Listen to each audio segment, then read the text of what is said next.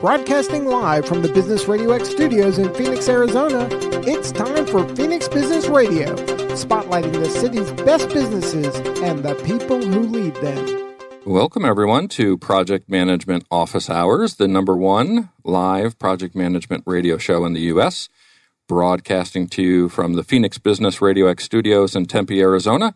I'm your host, Joe Puz, PMO Joe, and for the next hour, we'll be talking project management with our special guests. On our last show, we had Scott Payne on, and we heard his story and all that PM Master Prep has to offer their clients. And we're very excited to have Scott and his team supporting the show as one of our sponsors. They offer a great solution for preparing for the PMP exam, and let's take a moment to hear from Scott. If you're studying for the PMP exam, how excited are you to memorize the 756 pages of the PMBOK? You see, when I was studying, I realized that cramming facts in my head wasn't only not going to help me pass, but it wasn't going to make me a better project manager. So I abandoned what the experts told me, and I created a method that delivered an above-target score without memorizing a thing. You heard me, memorizing nothing.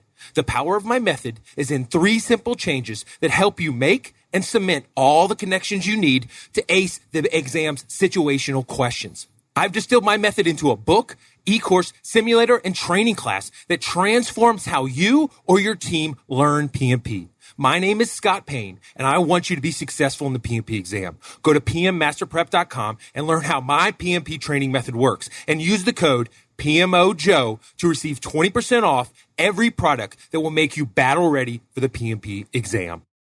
It's so great to have Scott and the PM Master Prep team on board with us. And of course, what a fantastic offer to all the listeners out there. 20% off. Visit pmmasterprep.com and use promo code PMOJOE.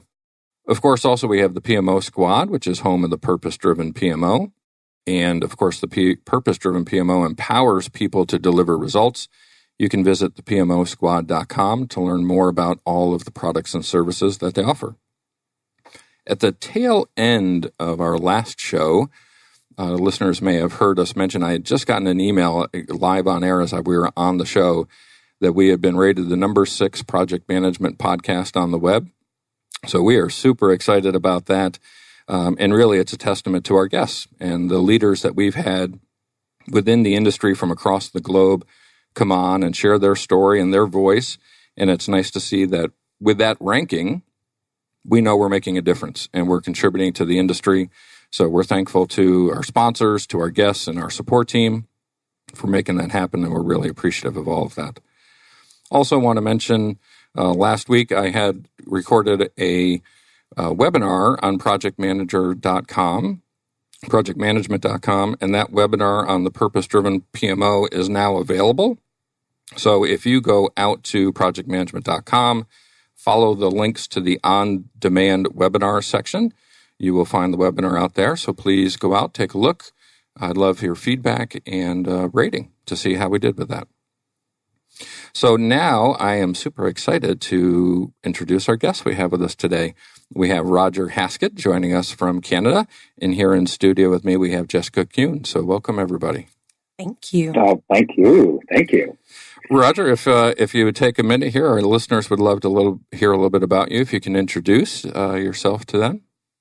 Sure. So that's a good question because there's many different things I could be saying at this point, I think. But basically, I'm an actor and a teacher that sort of crammed together, and I've started a company called Engagement Unlimited. And what I do is I go around the world now and I talk about we do a couple different things, but I talk mostly about the things that I think are really important. And the things that I think are really important these days are how to create internal power so that we can be bigger, better versions of ourselves when we really need it.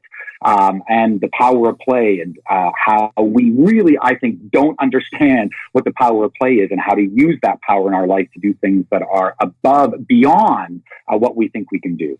And I also talk about the age of engage, how to create engagement, how to what are the building blocks for engagement in your life? Like, how do you create more engagement in your life on your teams, at work, with your colleagues, but also at home with your family, with your friends? How do you bring the benefits of engagement deeper into your life and closer to you so that ultimately you can be doing the things that you really want to do? So that's sort of what I spend a bunch of my time doing now, going around and talking about those things. But the other part of my company, Engagement Unlimited, there's all sorts of team building and entertainment. So we do all sorts of things like mud pie kitchens for kids, where we build these amazing team building activities that create hero energy, at the same time donate to in-need daycares and preschools, something that they desperately need. So we do a variety of different things, but I think that sort of covers a range of it. I guess the last thing I should say is that I'm an author. So the first book I've written so far is called The Me You Want to Be, and it's all about how to close the gap between the me that you are and the me that you want to be. And I believe we all have a very intimate understanding of the gap that is between the you want and the you that you are right now. So that's sort of the stuff that I do. Awesome. Well, thanks for joining us. And I had met Roger earlier this year. We were both keynote speakers at a PMI event up in Toronto area. And after seeing his presentation, I said, man, I got to have this guy on the show. He is awesome. So thank you so much for joining us. And Jessica, thank you for joining us here in studio. And you're from Make-A-Wish America. I am. So super excited to hear more about you and what you're doing. Me too. I can't wait to hear about Make-A-Wish. I can't say that I have the acting background that Roger has, but Roger has taught me that many people have a little bit of actor in them. So I'll tap into that today a little bit, Roger. My name is Jessica Kuhn. I'm the Director of IT Governance and Compliance at Make-A-Wish America. For those of you who aren't familiar with Make-A-Wish, it's our mission to grant the wish of every eligible child. So children with life-threatening conditions and illnesses, we reach out to them and try to give them their one true wish in a time that is very difficult for them, for their family, and sometimes even for their community. So I've been a volunteer for 20 years. I started in San Diego as a volunteer at the San Diego chapter. We have 60 chapters across the U.S., and we have international affiliates as well. So it's a great honor to be here, and always an honor for me to speak about Make-A-Wish and the good cause that we are supporting. Well, thank you so much for joining us. And we're both members of the SIM organization. And your CIO, Bipin, was just named the Leader of the Year within the local SIM chapter. So really appreciate the work that you do, as well as the organization. He's a bit of a legend around the office. So, well, don't let him go to his head, right? Too late. All right, so let's talk some project management. And Roger, we'll get going with you. And in your introduction, you had talked about engagement. And obviously, project managers, we're trying to work with teams who the majority of the time don't report to us, right? So we needed to work on engagement and motivate and influence these team members without direct authority. What's your insights on engagement and how in project management, how they come together? Well, I think that you identified something really interesting about project managers, and it's not actually unique to project managers, but I think that project managers deal with it on a regular, recurring, ongoing basis, which is you're sort of sitting in a room with stakeholders that all have different ideas of what they want, and your job is to sort of pull them together and unify them. That's an extremely challenging job at the best of times, but when you're doing it now in 2019, where people are not even in the same room, they're not even in the same building, they're across the globe, and you're interacting with them through devices. These are real challenges. We are humans are meant for face-to-face communication. We do our best communications when we're actually looking at the person we're talking to, because then we get to use all sorts of things like body language to say the things that are hard to actually put into words. So in terms of project management, I think that you guys are dealing with the same issues that most people are now dealing with, which is how to create engagement on teams that are diverse, and spread out. And in a world where engagement is starting to be demanded, but at the same time, it's like when you're in a meeting, like you're on a Skype meeting or any other Zoom meeting, and you're all supposed to be there and present. But the truth is, you hear people clicking along in the background, and you're clicking along in the background as you look sideways off your screen to do different things.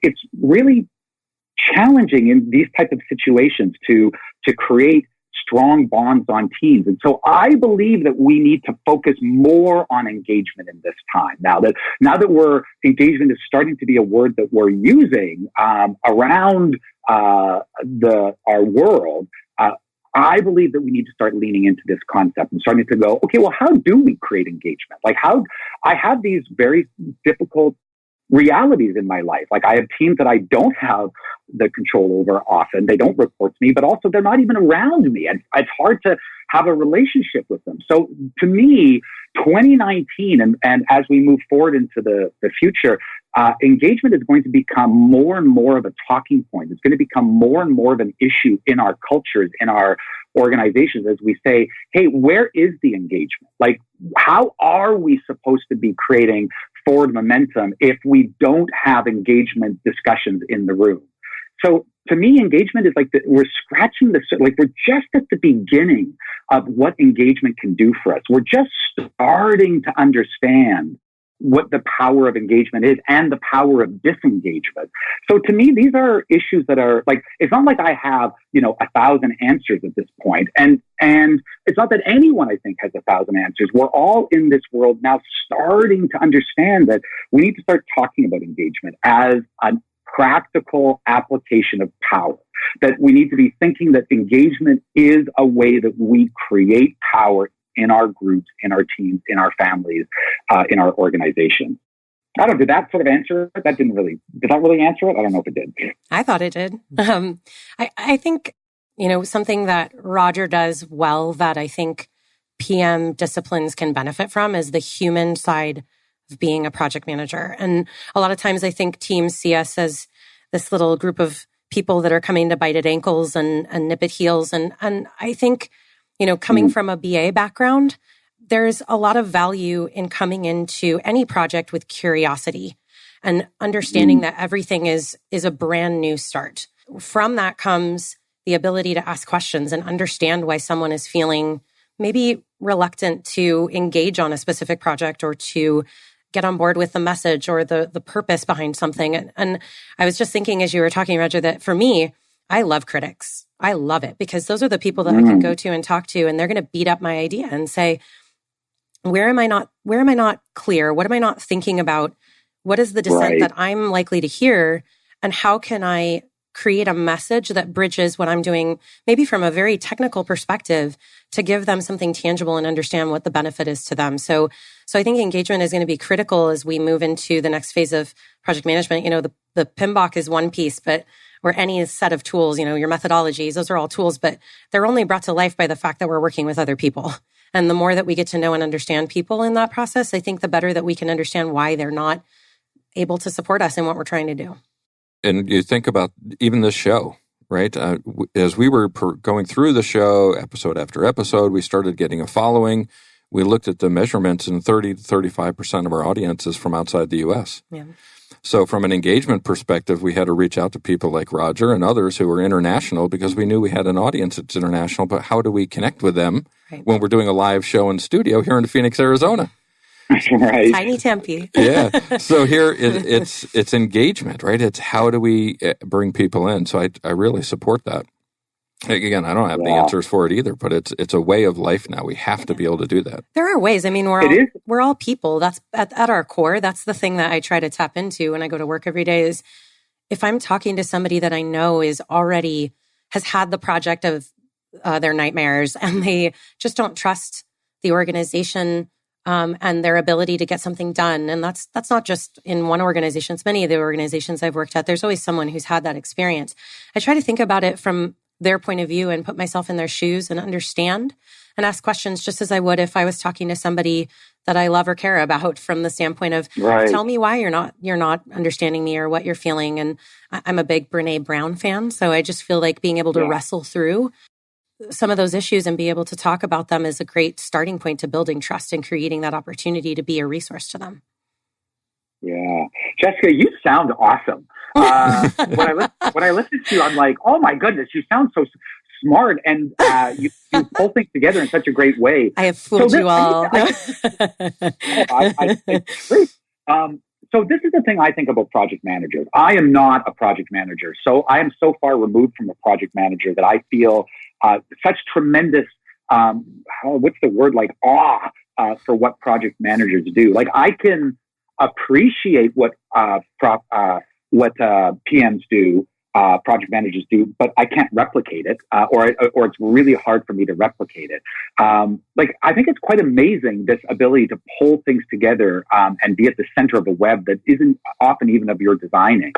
But it's fascinating to me to hear you then talk about, and Joe as well, talk about the human component, because I believe that this is tied to engagement. I believe this is also the wave of the future. And I think that mental health is showing us the way as well, that there's so much more appreciation for the fact that when we come to work, we're human still. Like even, like, in the 1950s, you were supposed to come to work as a robot, really. Like, really, you were supposed to be not emotional. You were supposed to be there just doing the work that was put in front of you without really putting yourself into the mix.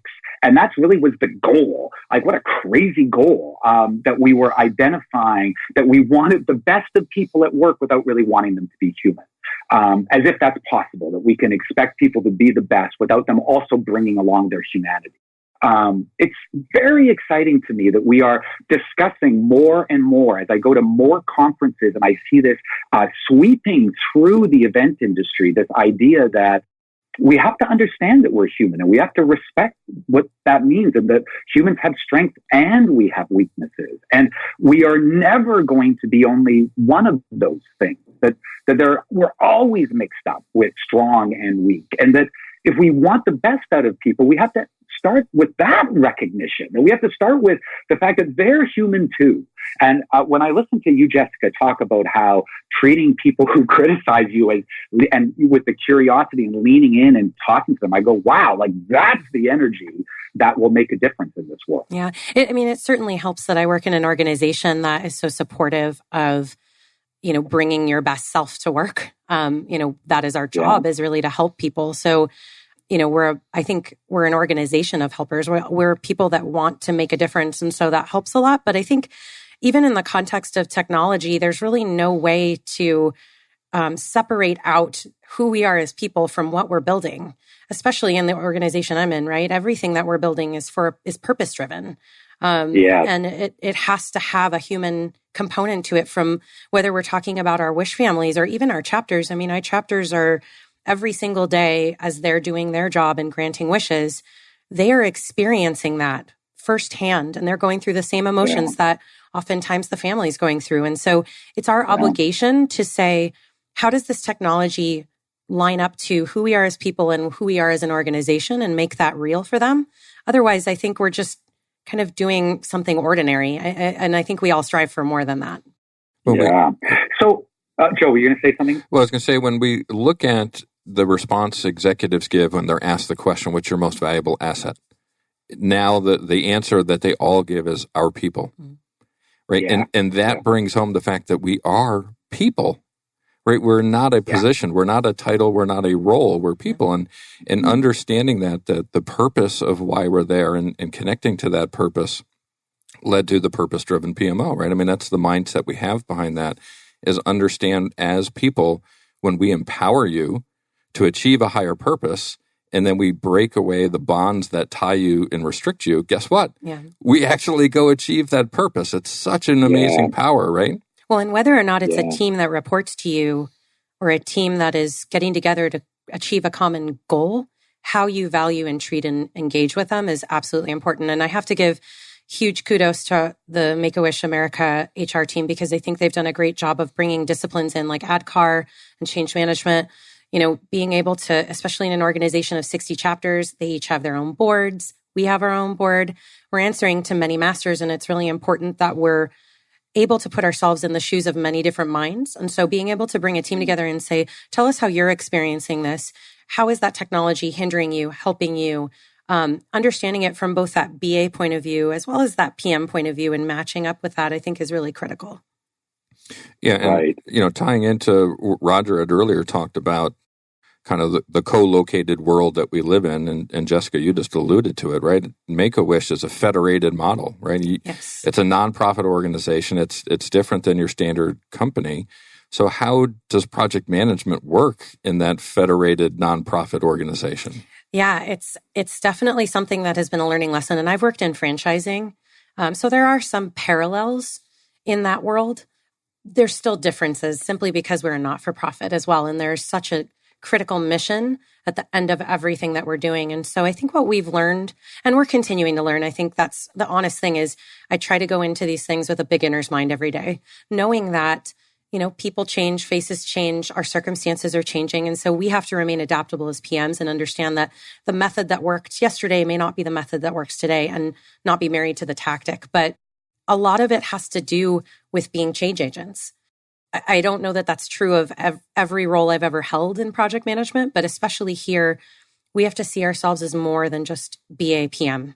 We have to see ourselves as change agents and really engage with chapter staff and say, let us understand how this is going to affect you. You tell us. You're the expert in your everyday, and we aren't.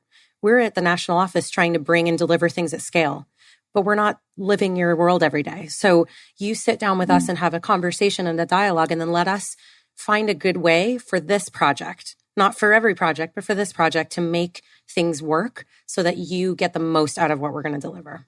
And it does. It takes many, many conversations. In some cases, it follows that ADKAR principle of people have to hear the same communication 5 to 7 times, because every chapter is essentially their own business, and they're all operating in their own ways. So we want to be supportive of that.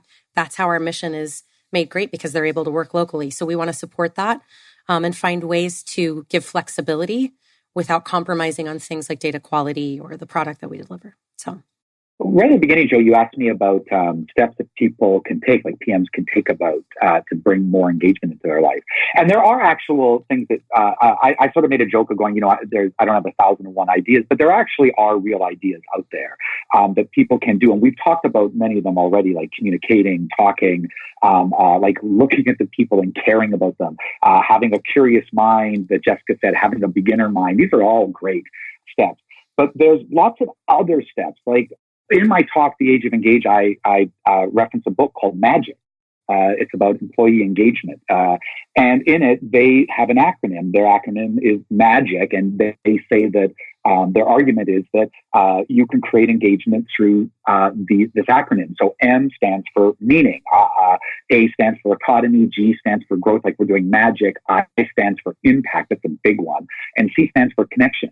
But when I was so excited because that Jessica's on with me on the radio show, because I wanted to ask this question, because the first one is meaning. I also don't believe magic covers it all. I believe magic is great, but I created my own acronym, which is SHEMPS, which is like SCCHEEEEMMPPPS. Because there's so many different ways of creating engagement. And like the P's are like for positive or passion or play. But meaning is so integral to humans, to our species, that the moment you put meaning into the room, the moment someone feels meaning for them, they get engaged. They lean in. They go, this now is meaningful for me. So I will put my body, my energy, my thoughts, and my presence into, like, closer into this issue. That's why I think lean in is an interesting concept. Like, you lean your body in because you're engaged. And so for Jessica, what I wanted to ask her is, what is it like to work in an organization? Like, you volunteered for 20 years, if I understand correctly, and now you've been working for about 4 years in this organization. On a daily basis, do you feel the effect of working in meaning? Like, I would assume that this Make-A-Wish has tremendous meaning for you, otherwise you wouldn't have volunteered.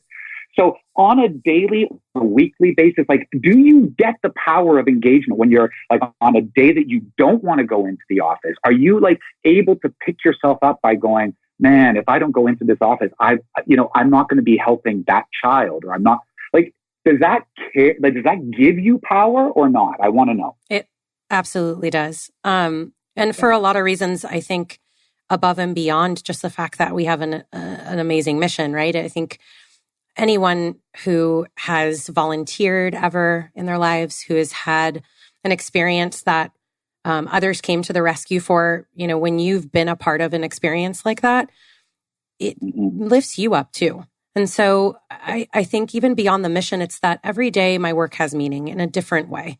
And we talk about it all the time, that on our drive into work, just knowing that the thing that we get to do is go and bring our expertise to something so meaningful in the world it's an absolute gift.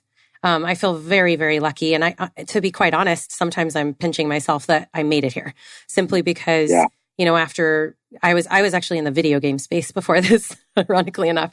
So it's a really interesting background that's led me to this place. But I think when you believe in something really strongly, you find a way there. And that's exactly how I ended up here, is just keeping an eye on what opportunities existed and getting in at the ground level from the standpoint of building this IT team that we have now that's making, I think, some really great strides into creating wishes that are really going to be special. So I think that's a really great question. Right. I mean, the same question I would think applies to you as well. Being able to go out and create energy in an organization has to be pretty powerful, I would think. I find when I look back on my life now, I realize that my life has been in search of power. I think I'm like most people. I feel when I look back over my life, I see multiple, like a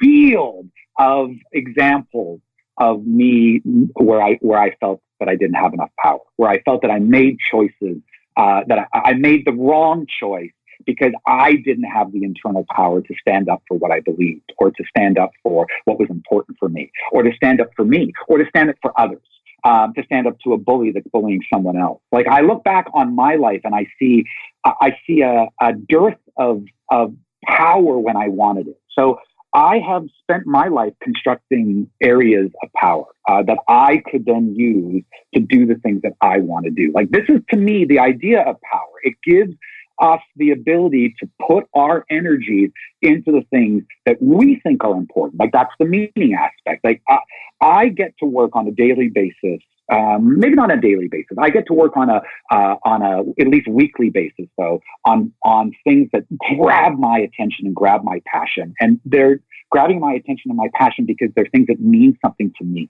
and to others, but to me. So I think that one of the things that we're looking at is moving into a world where Generation Z, their desire, which is purpose over profit, is like, to be like, stereotypical and to brand everyone with one brush. Like, millennials started this, and the Generation Z is pushing this along. The idea that I would rather work on something that's meaningful to me, that has meaning and purpose to me, than something that is just going to put money in my pocket. And I would rather support organizations that put meaning and purpose into the world than just put money into some shareholder's pocket. And I see that 2025 and 2030, I think that what's happening is that our world is going to have to, because we are changing, is going to have to start creating more ability to line passion and purpose up with work. And that people who are in that world, like, the next billionaire is the person who figures out an app that will tie your meaning to what you can actually do for the next 20 minutes or the next hour or the next 2 hours. Because we are driven to have meaning in our lives. And we live in a world right now that is extremely dangerous. I don't mean just physically. I mean, we live in a world that's teetering on the edge of which way are we going, downhill badly or some other way that we construct. So these issues, I believe, are first and foremost in more and more people's minds as we start to go. It's not enough just to have a world.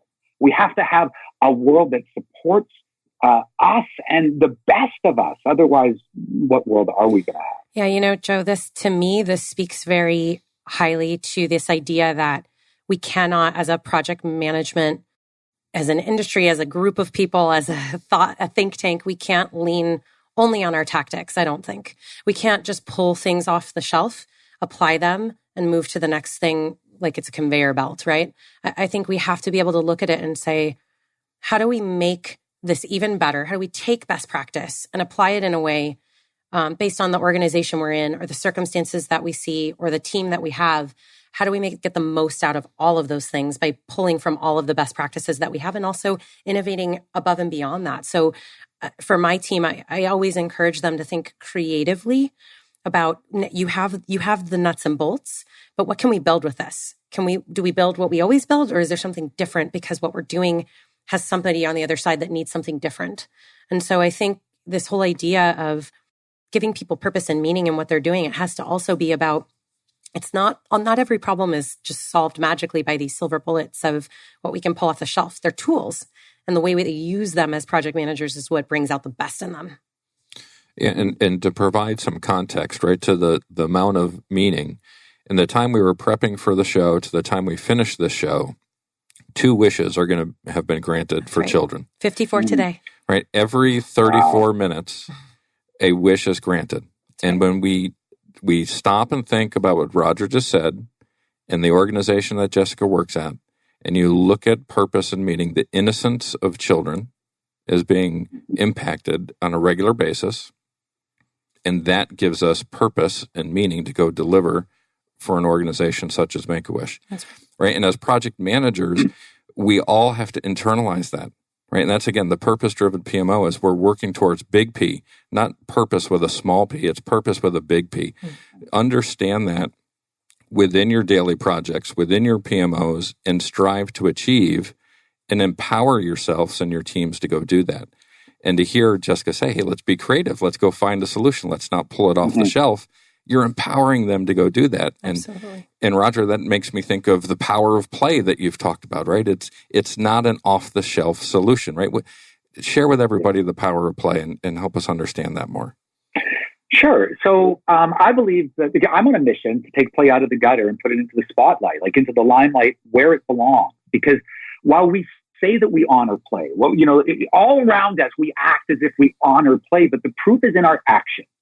And when important things need to be discussed, play is sent outside to the playground with all the other little play fellas, while the important adults stay inside and talk about the important things. I believe, and it's not just me, neuroscience is backing this up, thank goodness, that is the exact opposite way to be thinking about play. Play is a power. One of the ways that I have got to where I have got to in this life is because I grabbed onto the power of play early on. And I use the power of play to help me get over and get around and get through the hardest obstacles. I often use play against the hardest things I face because it is one of the few things that can bust through almost any barrier. So play, and by play, what I really mean is playful. Play is a hard thing to do. People hire my company and pay us, really good amounts of money so that we will guarantee play for their events, for their Christmas events, for their learning, their conferences, whatever. Because play is challenging. It has rules and structures, and you have to think about it and make sure that it's going to work for everyone. But playful is an attitude. Playful is an attitude that anyone can have at any time, and it can change on a dime. And this is what I believe we want to be reaching for. We want to be reaching for and pulling closer to our lives. This idea that playful is a way to react to the world. That playful is a way that pulls power into you so that when you're up against things that you don't know how to deal with, if you approach them with a playful manner, you will find solutions that people who approach it with a rigid, I've already got ideas about how to solve this, or it's going to have to be solved the same way every other problem is solved. Those people will find their solutions lacking, whereas the person who has a playful energy will, and this is just relating to what Jessica said about creativity. If you have a playful energy, you have a creative attitude.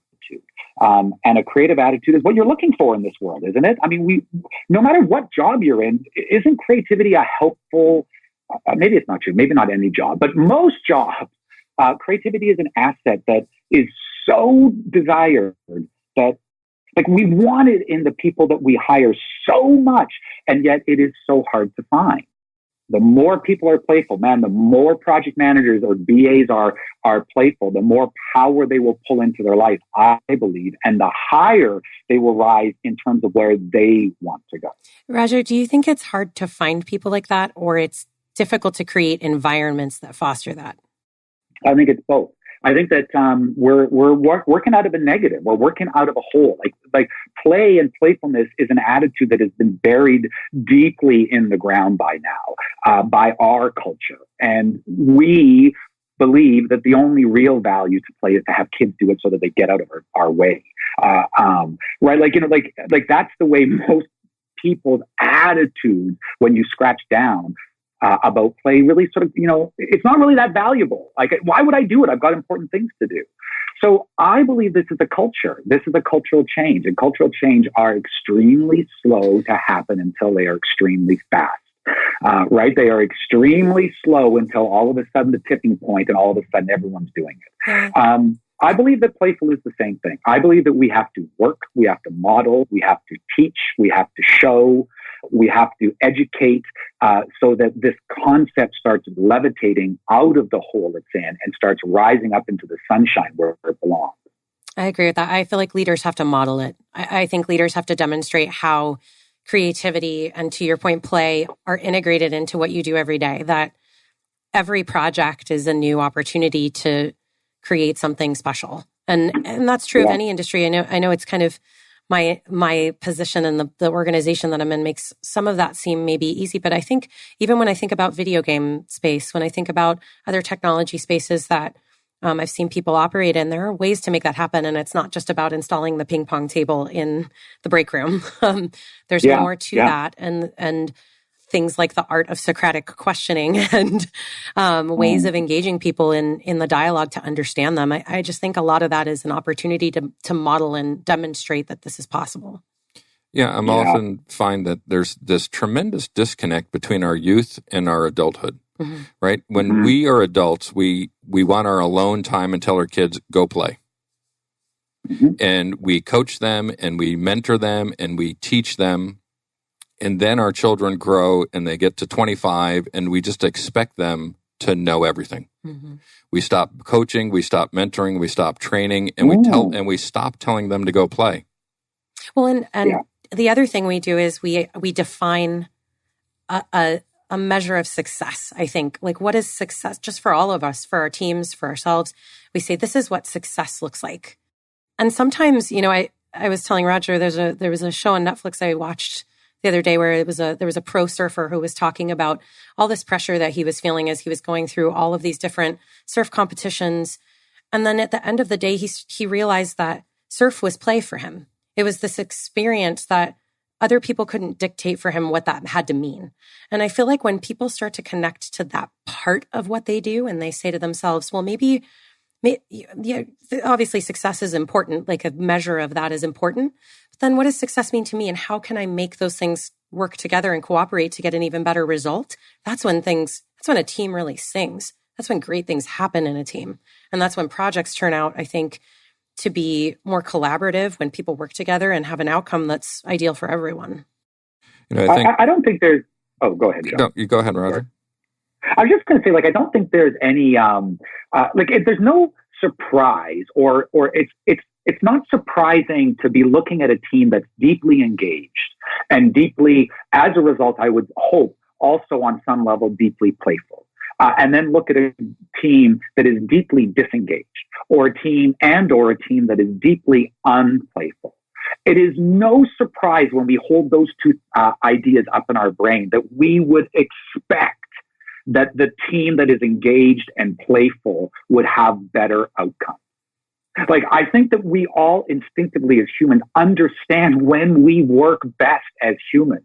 And when we work best as humans, it's not at each other's throats, although conflict is useful and beneficial in a team, as you alluded to earlier, Jessica.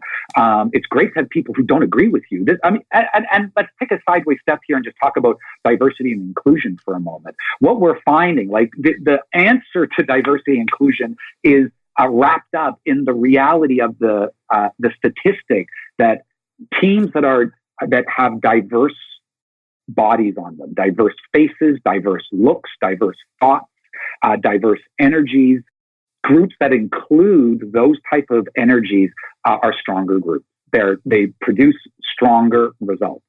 So we want to have people who disagree with us. But anyway, back to the point, we know that we want to be on the team. Like, we want to be on the team that's engaged. We want to be on the team that has playful energy going on. Like, who wouldn't choose that? Not just because it's nicer and more enjoyable, but because we believe deep down inside that we're going to get more done. It's interesting, again, that you talking about teams, talking about play. Some of the most admired or looked up to people in our society today, right or wrong, are professional athletes who play on teams and get paid exorbitant amounts of money. And it's that disconnect from youth to adulthood that I always come back to and I try to bring into my own life. They get to stay youthful. They still get to play. And we, the adults of the world, go watch them and turn them into heroes and compensate them silly amounts of money to be players. They're even their term, players, right? They get to play. Totally. And I would, on top of that, say the same thing is true of celebrities. They are also people, like, one of the reasons I went into acting, like, one of the reasons it appealed to me is because when you go to work as an actor, you go to work on a play. Like, literally, the word is in the work. Like, I don't go to work on work. I go to work on a play. Like, so just like, think of the attraction for someone like me who's going, I really like to play. I've got choices in the world. I could take jobs where everyone refers to what they do as work. Or I could choose a job that potentially could pay me more than almost any other job in the world. But that job is referred to as play. Not that it's not work. Like, but I'm an actor, man. It's tons of work. For athletes, tons of work, clearly. But still, the energy is what you just identified, Joe. They're players. It's interesting. It's like an aspirational. The people that we're talking about, it makes it. So these are people that we feel we aspire to that, right? We aspire to having that dynamic. It's aspirational. It's not within reach. And I don't think that's, to your point, I think it creates this kind of valley of like, well, that's not something I can achieve necessarily. So play isn't an option for me, maybe unconsciously or indirectly. And I think that's where what Roger's saying about creating and modeling that in an everyday sense is so important. Because it can't just be aspirational. It has to be real for us, I think. I mean, Roger, I don't know what you think about that, but. It does have to be. And I think that putting it into aspirational and pushing it away from reality for people is the problem. Like, it shouldn't be, look at what those people are doing, how great for them while I turn back to my computer. It should be, look at what those people are doing. If they can do it, what can I do? Like, if they can make a life where play is glorified, what about in my life? Like, what can I do to bring play so it glorifies me somewhat? And again, I don't talk about play just from the point of view because it's fun. That is a huge issue for me. I insist, I demand on regularly having fun, like on a daily basis, many times finding moments to have fun. I demand that, but it's not, what was I going to say about that? What was I saying about that? I now lost my train of thought. That's all right. Does anyone remember? You're on a good roll. Well, that's enough. Let me pull the rug a little bit on this. Let's shift, because Jessica, you've mentioned a couple times ADKAR. Yes. And before meeting you and getting to know you a little better, I didn't know anything about ADKAR, so it was brand new to me. So I'm guessing listeners out there, this may be new to them. Yeah, so it's a change management methodology, and it's a hugely helpful framework to operate within. We've recently been training our national organization as well as our chapters on how to approach change, making it something that's a desire, making it something that's a knowledge set that they have, making it something where they're continuing to learn and grow around that model. So we have some people that are ProSci certified within our organization that have been sharing that discipline out. Honestly, I think often change management is kind of a bit of an afterthought on projects, at least in the experience that I've had. People get on a roll, businesses get excited about what they're going to build, things get moving, and the people that are actually going to consume that technology or consume that product are often thought about a little later in the game, right? From a communication perspective. Yeah. And that's been a growing opportunity for our organization, is to start to create more opportunity to give people a sense for what we're bringing to the table and why and when and how it's going to affect them and what the benefit is to them and how they are going to need to respond to the things that we're putting out. As a project manager, it's been something that in recent history and some of the projects that we've been working on, even things like server upgrade deployments, it has been hugely helpful to be able to be change agents as part of that process and to say, okay, let's move you through and start just by giving you some awareness of this. Now let's give you some desire. Let's give you reasons to be desirous of this change. Let's give you more knowledge about this change. So moving them through all of these pieces and not just leaving them in the lurch while we're doing the development is a huge part of the success that we've had on recent projects. Absolutely. Okay, so you know what's so interesting about that is that you're describing from a different angle what the ladder of engagement is. So you're talking about it from a user experience, which I think is amazing. But the ladder of engagement idea is that if you can't expect people to jump from the basement to the top floor of a building, they need to actually move their way up there. And so what you do is you give them runs, you give them simple actions they can reach and do easily at that level, which will then pull them up to the next rung, which will allow them to do something that's a little bit more beyond them, but now is reachable because they've got to where they are. And now they've got to the third rung, so they can reach now the fourth rung. And so this ladder of engagement is this idea that you pull people along to where all of a sudden, after a year, they go, I'm super engaged. Like if I'm involved in a citizen group, I started off by going to a meeting. Now I'm leading a meeting. Now I'm actually collecting volunteers. Now, and you move up the ladder. So what you're sort of describing from my perspective is what I heard was a way of creating a ladder of engagement for the user experience where you're going, okay, you're not going to get to the top rung at the beginning, but we can start here and get you moving and start telling the story of you getting to know this product so that you start to move up on your own because you're motivated to reach for the next rung. Yeah, in my mind, this is a great example of a tool set that humanizes the work that we do. And I think I would encourage project managers to understand that discipline, to look at ProSci, to go to the ProSci website, take a look at what materials they have and information, and to bring those disciplines into your organization and bring them in creatively. The discipline is there, the tool is there. The way that you execute that is going to really depend on the organization you're in, the people you're working with, the project you're on. And I think the best project managers that are going to serve as that change agent and really help support the team in rolling this out are the ones that are going to look at that tool and say, what is going to be the way to bring this to bear for the organization and the people that we're serving?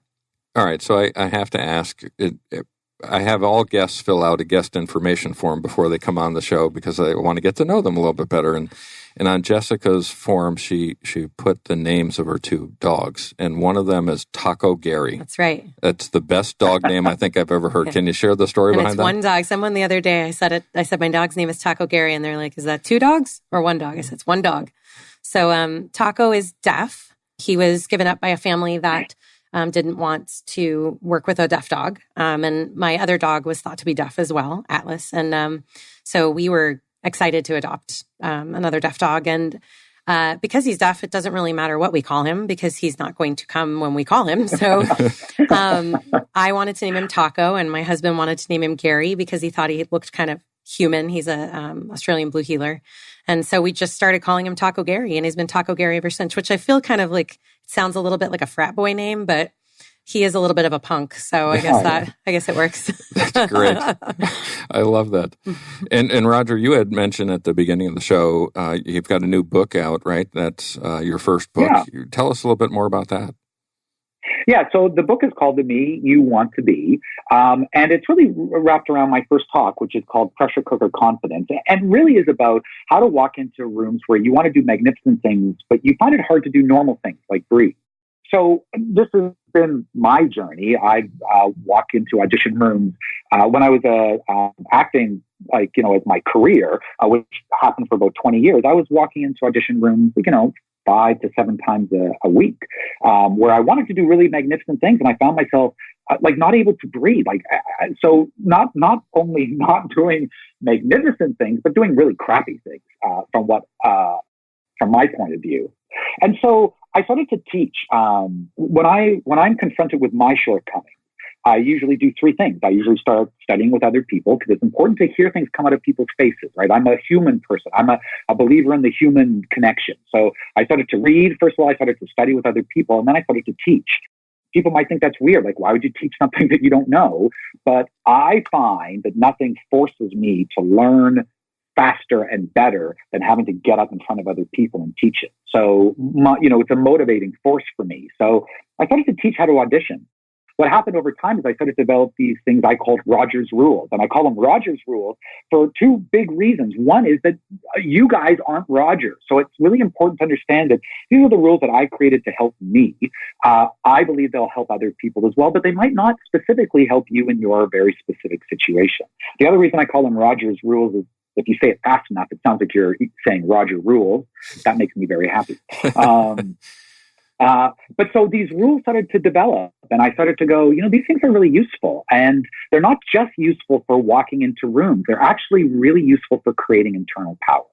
And internal power, I believe, is the thing that determines whether we are bigger than we think we can be or smaller than we really are.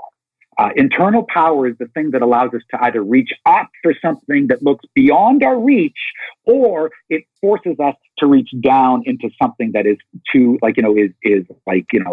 substandard for what we can do.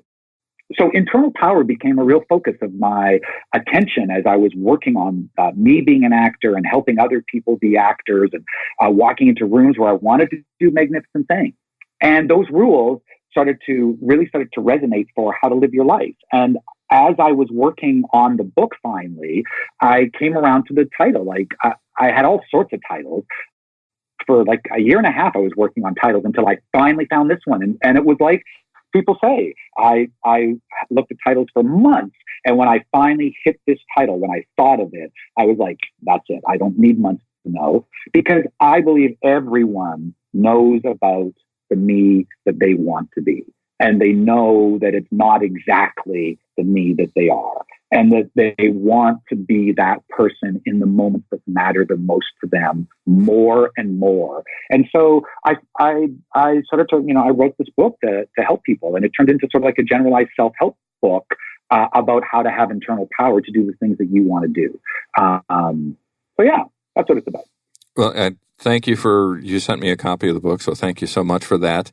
I haven't been able to get through all of it yet, but when I do complete, I'll jump out to Amazon and write a review out there for you. And where can everybody get a copy of the book? Is it available for purchase?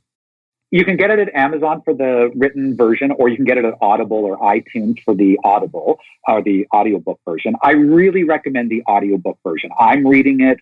I think that I'm a better speaker than writer at this point in my life. Or more that I speak in a very specific way. And when people read it, unless you hear my voice, I think it can be challenging. So I really recommend the audiobook. But regardless, it's Audible, iTunes, or Amazon. That's awesome. Well, we are, surprisingly, we go through these shows so fast. I think I say that every episode. Wow, we're at the top of the hour.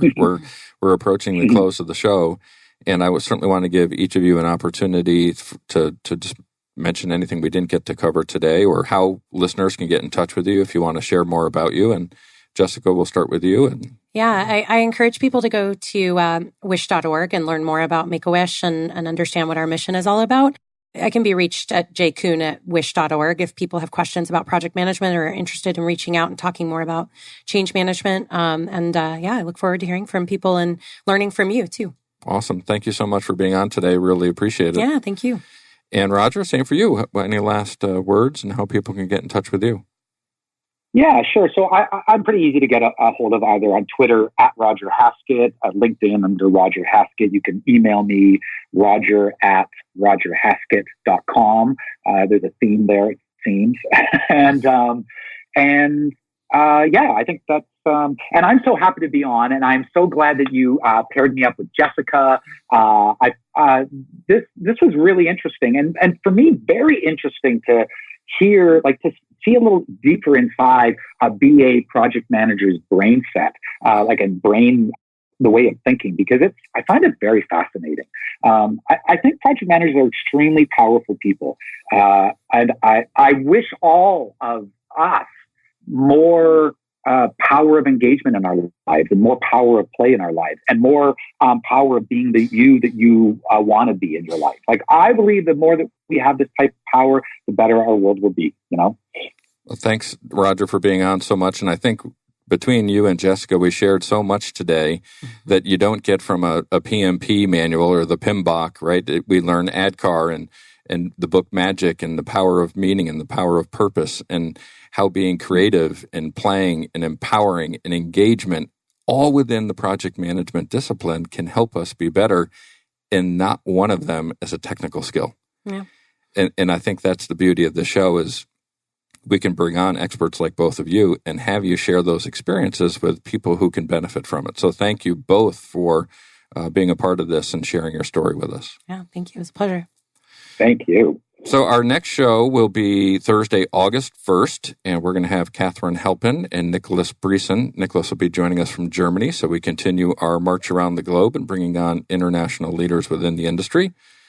We have a great lineup of guests coming up after them, including Colin Ellis from Australia, Deb Hildebrand, Andy Jordan from Honduras, Ray Reagan, Rich Maltzman, Jim Stewart, Laura Burford, Carol Osterwheel from England, and of course we've got so many more planned out for the rest of the year. A reminder as well that these shows are recorded, so please subscribe to Project Management Office Hours on Apple Podcast, iHeartRadio, Spreaker, Spotify, whatever your podcast platform of choice is. Don't be bashful. Write a review, leave a rating. We appreciate that. And also, of course, thank you to our sponsors, PM Master Prep and the PMO Squad.